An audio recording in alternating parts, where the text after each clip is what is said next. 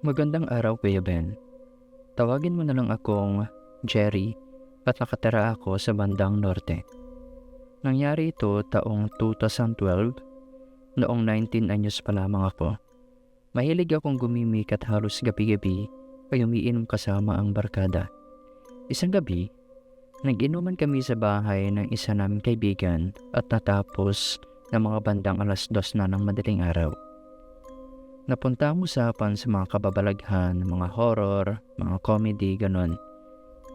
Ang mga kaibigan ko ay may kanya-kanyang nakakatakot na experience o karanasan, habang ako ay tahimik lang dahil wala pa akong karanasan noon.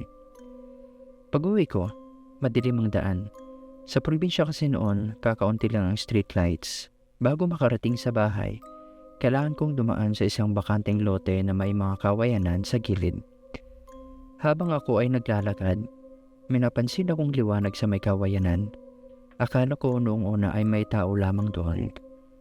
Ngunit nang makalapit ako, nakita kong isa pala itong bolang apoy na halos kasing laki ng bola ng basketball at nakalutang.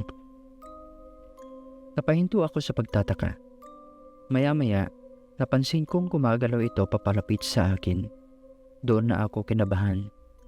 Parang biglang nawala ang tama ng alak sa katawan ko.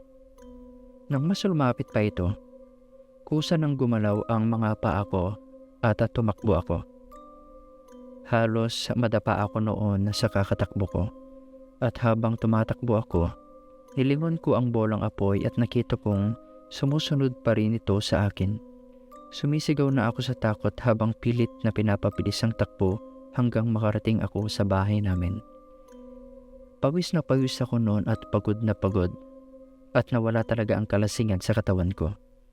Hindi na ako nakatulog ng gabing iyon, at kinabukasan, ikinuwento ko sa tatay ko ang nangyari.